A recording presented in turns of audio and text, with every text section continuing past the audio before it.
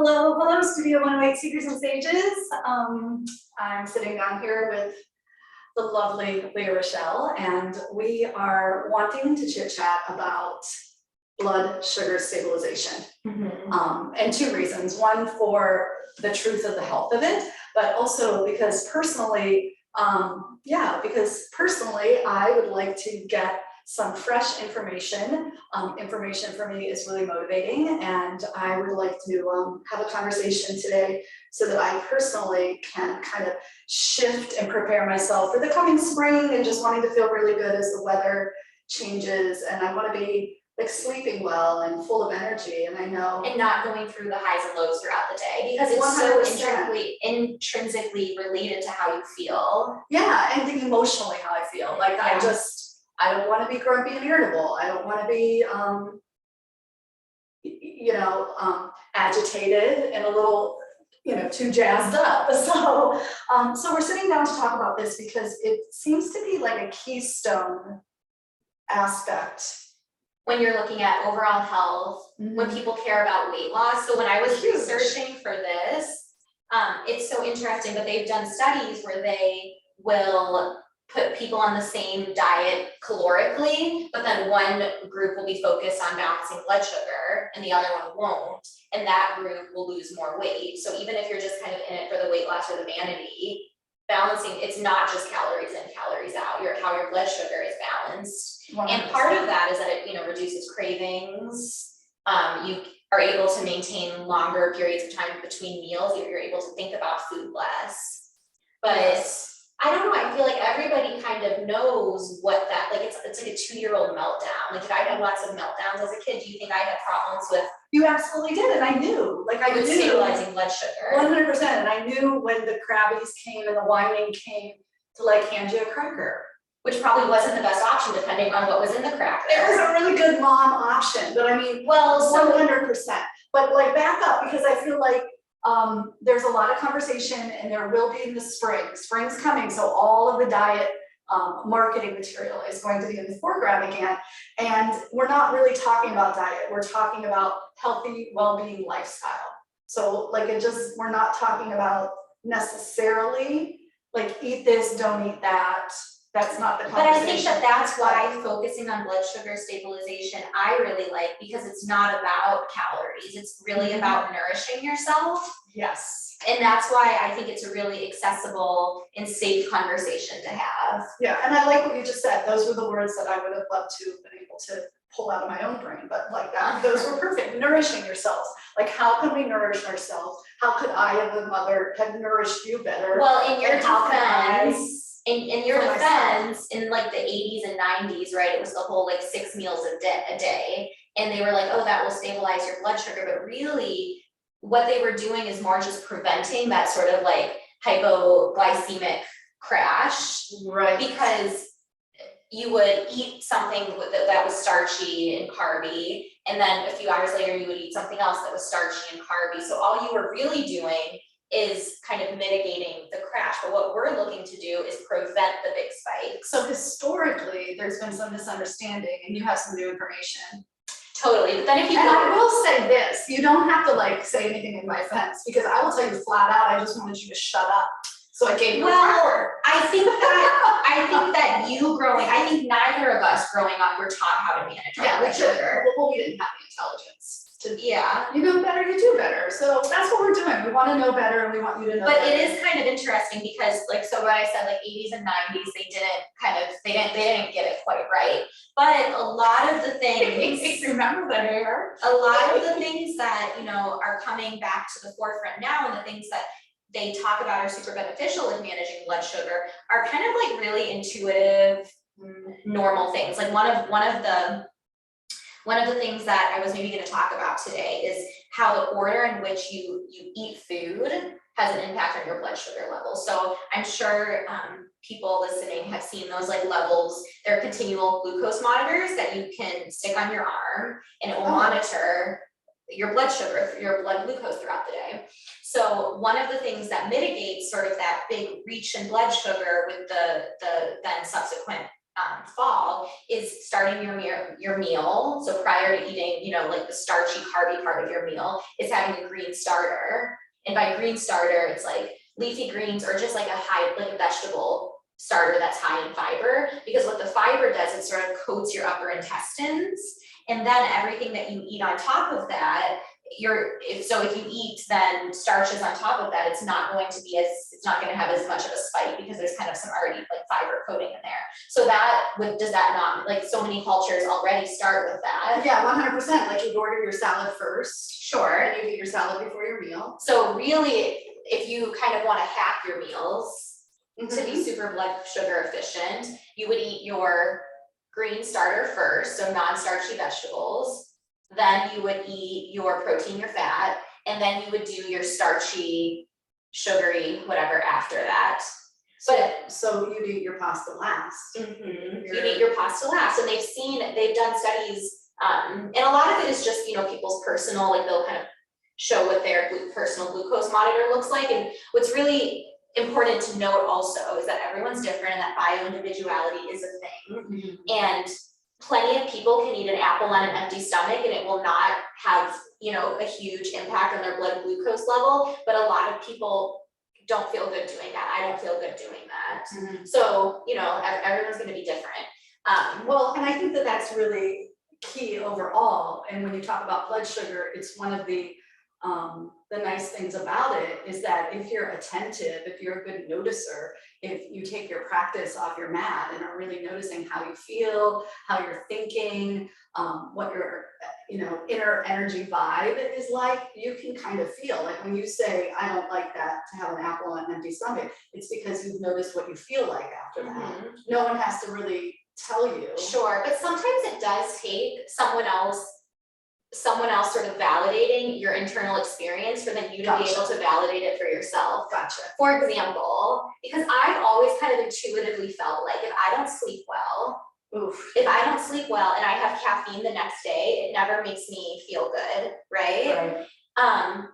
And there's truth to that. Like other people have that experience where, you know, if you're not sleeping well, so I know we had a whole podcast on sleep, but that will also impact your body's ability to manage your blood glucose. So then what happens if you're not sleeping well, right, and you don't sort of get that lymphatic flush and you're a little dysregulated, in the morning when you have your cup of coffee, it's going to have a greater spike to your blood glucose level, therefore more of a crash.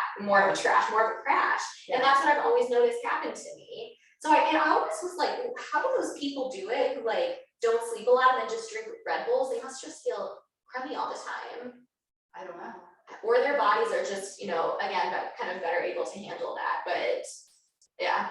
So that was one thing. Okay, so that was one thing, but actually two things. There's so many. I would really keep going. Okay, I'll just keep talking. Yeah. And to share one of the reasons that this topic is so like it truly lights me up. Yeah. Like I don't know if you could tell, but it makes me really excited because, you know, as someone who has come from a history of a lot of mental health challenges, and as someone who has come from a history of eating disorders, this sort of information again it doesn't feel like diet information. It doesn't feel like, oh, we're going to take this out. It's not a body image thing. It's not about losing weight. It's really about regulating mood. It's about not having to worry about the up and down crashes all day. And then like, again, nourishing your body. 100%. So when I think about, you know, the way that I want to eat foods that I enjoy. I want my blood sugar to be balanced. I want to improve, you know, my nutrient density and make sure I'm getting all of my vitamins and minerals, essential fatty acids, all essential amino acids. Oh my gosh, it's such a big job, isn't it?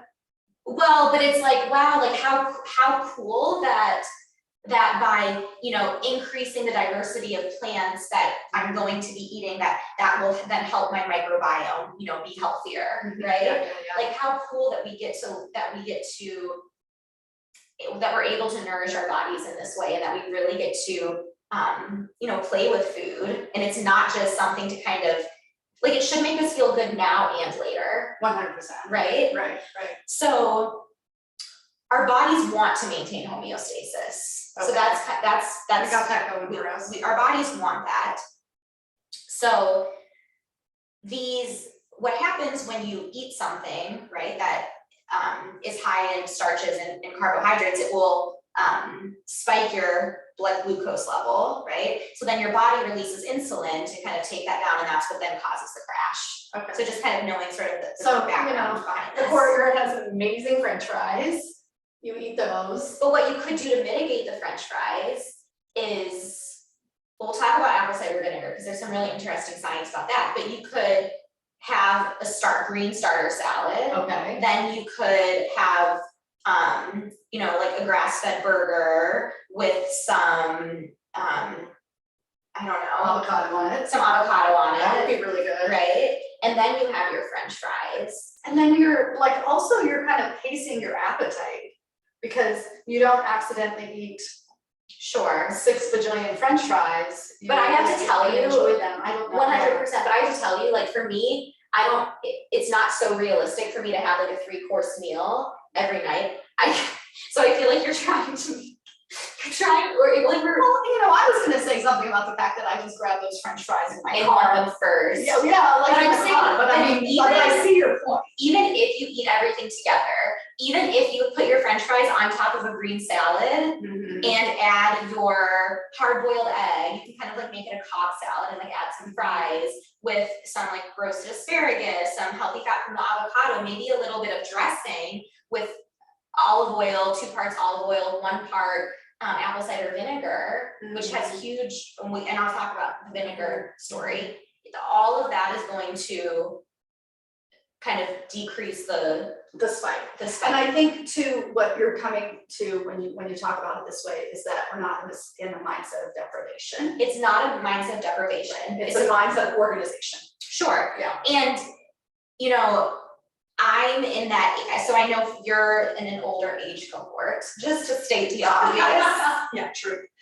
But, managing our blood sugar or dysregulated blood sugar increases your risk of obesity, type 2 diabetes, heart disease, Alzheimer's. For me, there's a huge, what I've been reading about is how dysregulated blood sugar can cause PCOS, which a lot of women, polycystic ovarian syndrome, which a lot of women in my age range struggle with. So there's a lot. There's a lot. So with PCOS, every time we talk about there's a spike in your blood glucose level, your body increases insulin to put it away. So this causes excessive, if there's lots of spikes, it will be excessive insulin. That excessive insulin prevents your body from transforming the male sex hormones to female sex hormones. So PCOS is due to excess testosterone. Right? So there's lots of like other kind of considerations other than sort of like the mood side of things and the craving side of things of why we want to kind of manage our blood sugar. And I would suspect, and I might be wrong, but I would suspect that your blood sugar regulation has a relationship with your gut health, which would then be your brain health. Is that a part of that? Yeah, I didn't like write anything about that or research anything about that, but I would imagine. Okay. Yeah, I would imagine it's all interrelated. Should we talk about apple cider vinegar? Yeah, because you've hinted at it. Because it's so interesting. And I think there's some conflicting information out there. So I love it when you come up with like the latest research and the truth of it. Well, I think part of the issue comes from when people make claims about something, like drink apple cider vinegar in the morning and you'll lose weight or something like that, right? But they have done a lot of research studies on vinegar and diabetes. And what happens is, and the reason we talk about apple cider vinegar is because it's the most kind of palatable to drink. So if you put like a tablespoon of apple cider vinegar in a tall glass of water like 2 or 3 times a day, you can either drink that throughout the day, but really drinking it 10 minutes before your meal. What happens is the vinegar goes into your muscles and tells your muscles to increase the consumption of glucose. So already then when you go and eat your meal, your muscles are going to want to be absorbing more of that glucose. That's going to mitigate a spike. So there's all these little hack things that you can do. Like another thing is if you kind of exercise or move after you eat your meal, again, it's gonna tell your muscles, okay, we need some glucose. That's going, I mean, everybody knows that. Who doesn't feel great taking a walk after dinner? Right? Vinegar also goes into your mitochondrial cell, or it goes into the mitochondrial of your cell and tells it to burn more fat. Oh, okay. So I thought that was interesting. And what is the quantity, dosage kind of They were recommendation? saying like 1 tablespoon in a glass of water, and you can use don't use balsamic because that is gonna have like other sugars, so like white wine vinegar. But I really like apple cider vinegar and like making a little tonic out of it, right? With some cinnamon or some like a fresh sprig of rosemary and ice. Do you have a little recipe like that we could put in I there could do in the comments? some mocktails. So don't you think it would be fun if in the comments, Leah gave us a little? Yeah, I have to tell you guys is that I'm 26 now, Mm-hmm. and I've been been like, I don't know, I've been just dating and just being in my 20s, and most of the time when I tell someone I don't drink, it's kind of like almost like a little bit of like a shame thing. Like I feel like awkward and embarrassed and like, oh, now this person's gonna think I'm weird or that like I had an issue or, you know, or like there's something. Right. But in this environment, I feel so just cool talking about how I don't drink.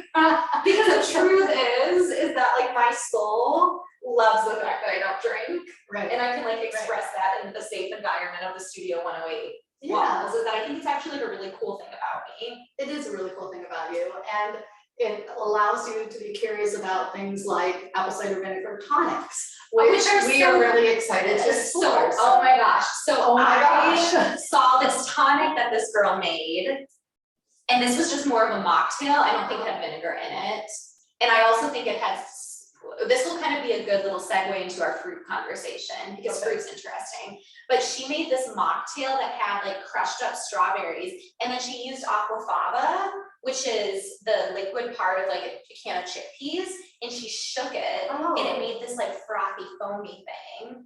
Interesting. But that's gonna have, that would probably have a significant blood glucose spike.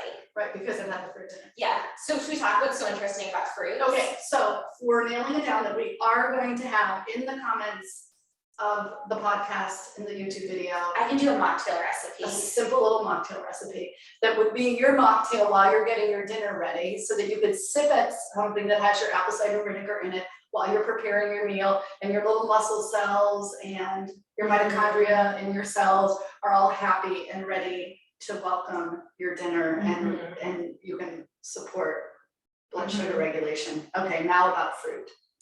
So fruit. And again, this is one conversation about blood sugar regulation. This isn't, It's not PhD.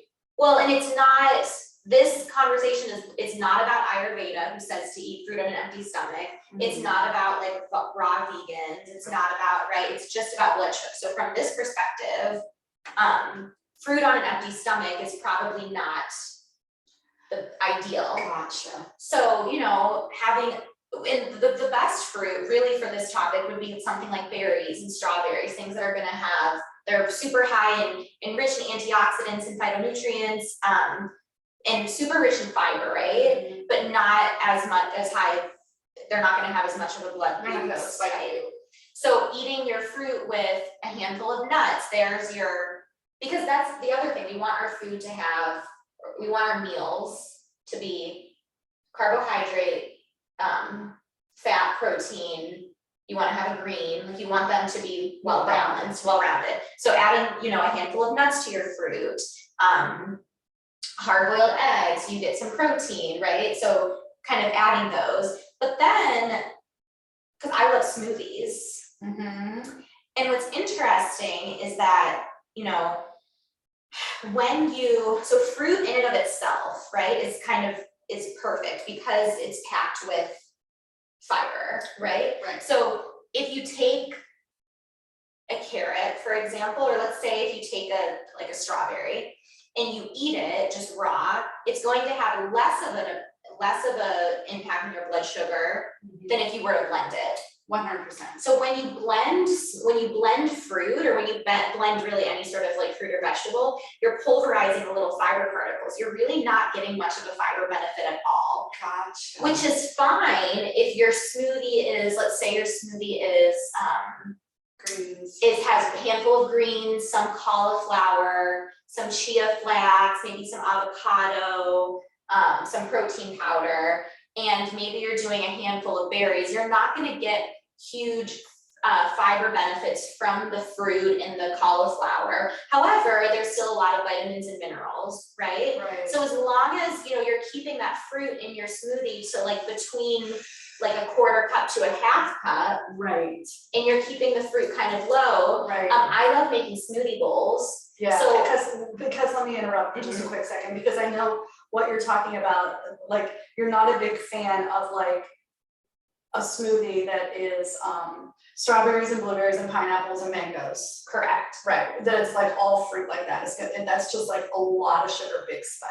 It's a lot of sugar, big spike, and it would be different if you were eating all of those in their whole cellular form. 100%. Because then you're kind of, you're chewing the food, you're getting the benefits of all the fiber. Whereas when you blend it, you're separating the fiber from everything else. So it's not So really. it's actually not that much of a difference to get a juice or a smoothie at that point. They're both Still slightly better to get the smoothie. Maybe there's more, but I guess it depends how much you blend it. Yeah.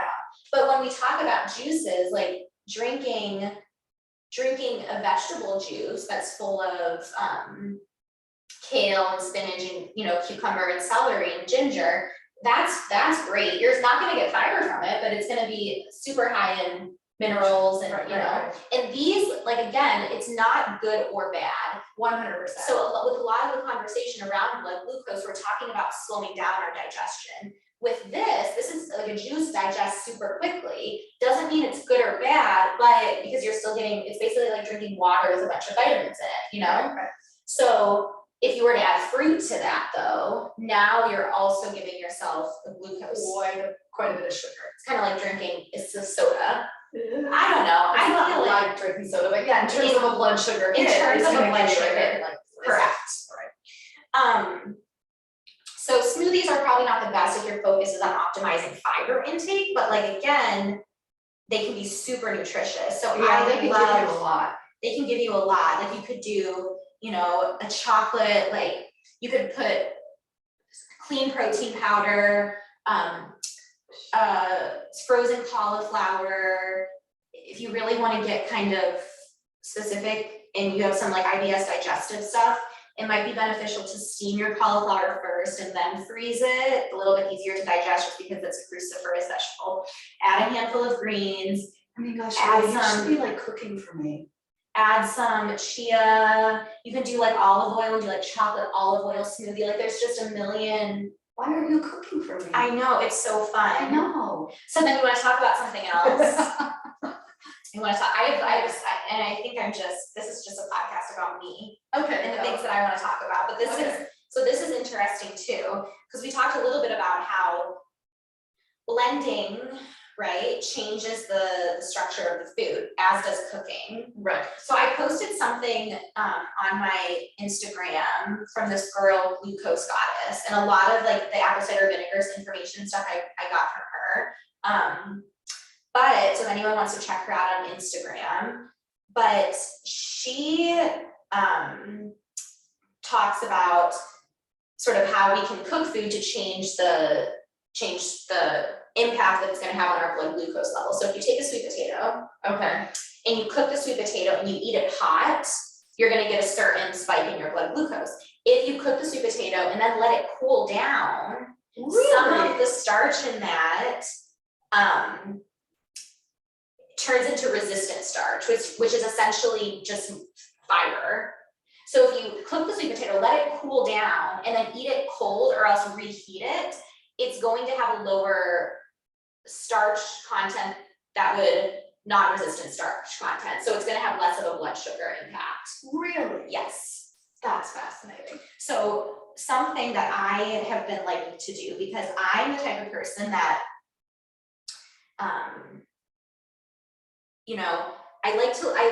I try to not eat so close before bed, right? I like to kind of wake up in the morning and be hungry. We can talk about blood sugar and the timings of meals too, but I like to look forward to my breakfast, and sometimes I just, especially in the winter, I just can't look forward to a smoothie. Right, that's how And I love like oatmeal for breakfast, but really if we're talking about optimizing our blood glucose levels, oatmeal is not good. And breakfast is so important, and what, you know, the people who are really sort of pushing, or the people who their focus is blood sugar stabilization, they really think it's better to have a savory breakfast. Okay. So breakfast is good, you know, they recommend breakfast, but eating something savory so that you're not gonna start yourself on that roller coaster throughout the day. So if I can't have oatmeal, right, what am I gonna have? And a lot of times it will turn into this like grain-free, like chia seed pudding. You can add like hemp seeds and ground flax, but sometimes it just doesn't feel like enough. So what I've been doing is I'll cook like a sweet potato or a butternut squash, scoop the let it cool, scoop the flesh, and then in the morning I'll make like a little, almost like a parfait with some of my cooled squash or cooled sweet potato, because I kind of will mush it together with some cinnamon and coconut milk. Add a little chia seed pudding on top, maybe a dollop of like coconut yogurt. But then you're kind of getting, I'm getting all of the vitamins and minerals from the squash. That's not gonna have a huge impact on my blood sugar level. What, you're making a face like that sounds icky? No, I'm like going crazy that you're so far out of the box in terms of like creativity. That you're putting chia pudding and your coconut yogurt on top of your sweet potato, and it's not, like if we took a poll right now, people listening, like who's done that? But it sounds so nutrient rich and fiber add based some like some tart and healthy cherries. fat based. Some tart cherries, yeah, on top if you want a little bit of some like frozen cabbage. tart cherries, a couple Super more easy top. to do, and you can heat it up or you can eat it cool. No, it sounds really like well, super because interesting and good.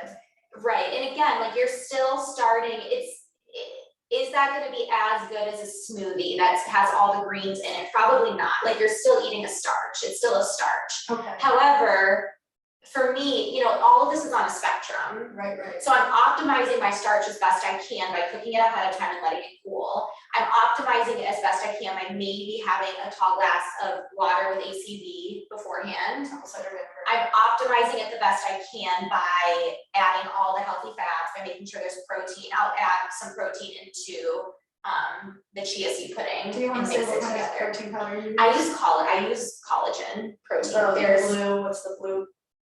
vital nutrients. No, Yeah. I use the brand from Thrive. Do you? Yeah. Okay. And that's just collagen. It's not like a full, and I've used better protein powders. They're kind of expensive and I'm on a little bit of a budget right now. Gotcha. So Gotcha. yeah, I don't have like, Okay. yeah. She's very interesting, isn't she? So, Very interesting. Okay, so pick one more thing to tell us about blood sugar. okay. Oh, it's just so hard. I know, it's hard to pick. So let's talk about fasting and intermittent fasting. Okay, that's a really interesting topic. People are hot on that. Yeah.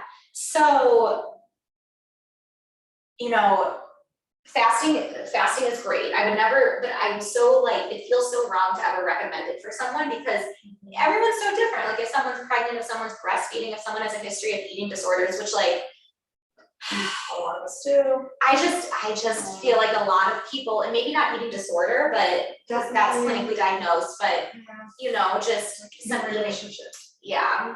I just see a lot of it. So I would never, but there's a lot of research that supports the benefits of intermittent fasting. And maybe just like we're thinking mostly about blood sugar level and nourishing our body. Right. Yeah. So what happens though, sometimes, especially I think I've seen, or from what I've read, it seems like a lot of times men are able to kind of handle that, like not eat breakfast, right? And just push as far as possible, drink the coffee. If you want to do like if you're doing the bulletproof thing, whatever, but women sometimes have a harder time with that, or they'll get so ravenous they won't eat all day and then binge out at night. Yeah. So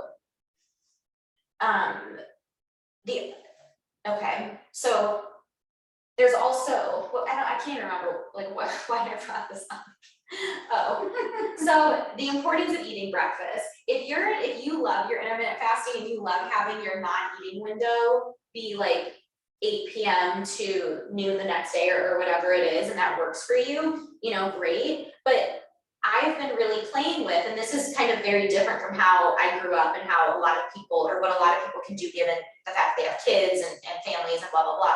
But I have been pushing my window back, and I don't do long intermittent fasting windows, but trying to not eat a few hours before bed, and then being able to start my day with my first meal, with my break fast a little bit earlier, making sure that I'm including a lot of protein in that meal has really helped my mood throughout the day. Okay, I want you to say that again. What has helped your mood throughout the day? Eating breakfast with protein. In order to do that, I feel like if I stop eating a few hours before bed. And for you, what time is that? Like if you stop eating at 6 p.m., is that early enough? I guess it depends what. Like 5? No, probably 6. Okay. 6, yeah. Okay. Yeah. And a lot of people can't do that. I'm in the lucky and lonely place right now of not being single. Well, and I mean, I know So I couples can't. that really make a commitment together, and maybe they don't do that 7 days a week. And I certainly do not do it 7 days a week, but But a few days. 5, like 4 or 5, if you can get through most of the week. And I feel like, you know, I've lived a lot longer than you, Leah, just in case you didn't know. I feel like one of the aspects that comes from that is an appreciation for like titrating yourself little by little over time. So that even if you can only stop eating by 6 p.m. 2 or 3 days of the week now, as that habit kind of solidifies and you have experiences where you're feeling better and you feel the rewards of that, then, you know, next week, you know, a month from now, you're able to do 3 or 4 days, and 6 months from now, you might be able to do 5 or 6 days. So like little by little things, if you're really attending to how you feel and taking care of yourself from that kind of a personal relationship place, then you can have changes over your lifetime that you feel really good about. Well, it's definitely helped me get out of that whole like don't eat all day and then eat at night, and then I'm not really hungry for breakfast because I ate too late at night. Yes. And the bloated digestion. Right. And then it allows me to feel really excited for breakfast and like kind of wanting to sit down for like I can have, you know, and I think the other thing I think the other thing I really see you do is that you do some conscious meal planning. Do I do a little bit, yeah. You do some meal prepping on the weekends. I definitely, right, so even at that breakfast we were talking about, I would roast the squash and I see you also starting over, like, you know, you kind of like lose your game and then you start over. You do a lot of like just starting over. Yeah. You get back into it with yourself and for yourself a lot. And I think that that's something we can all support each other on, you know? It's not an all or nothing thing. It's definitely not all or nothing. And I think the quicker I've been able to get with my turnarounds, the better. Just it's about being quick with your turnarounds and not beating yourself up. 100%, not beating yourself up. Yeah. Right?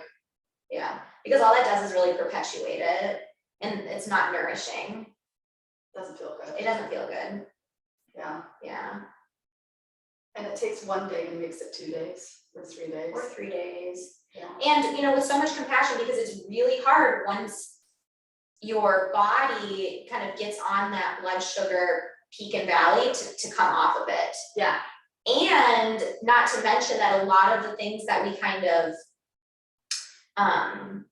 feel out of control around might be things that we're sensitive to, or they might be sort of like minor, or just like food sensitivities.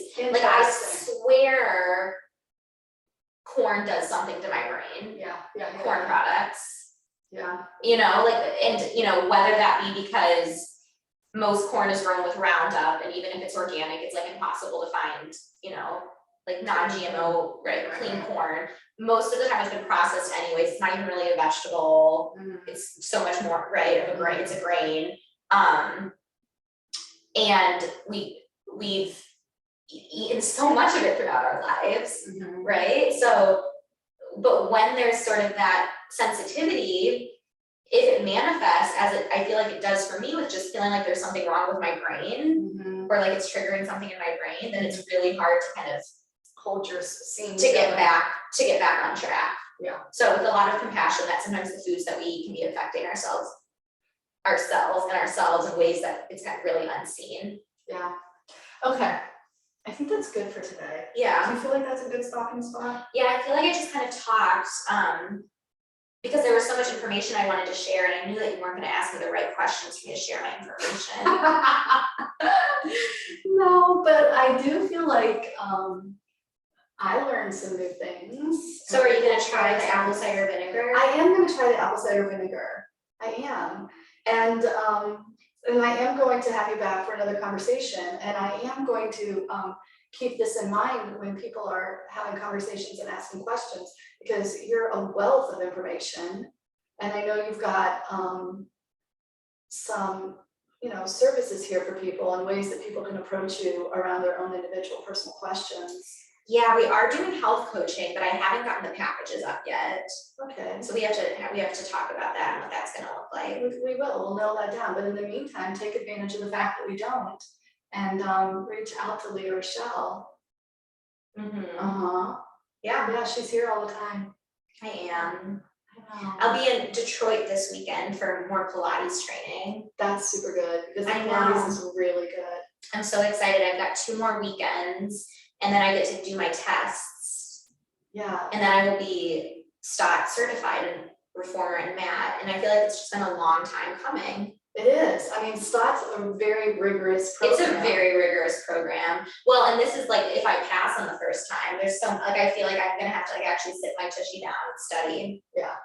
So we'll see. Well, I think that when you approach something like that, you make a commitment to it and you do it. Yeah. You walk away really knowing your stuff and being able to help a lot of people. Yeah. Yeah. So congratulations. Thank you. And thank you guys. Thanks for tuning in. Yeah, check the comments for that cocktail, mocktail. We're gonna have it right below. Super excited to have that. Yeah, valuable. All right, namaste. Thanks for following.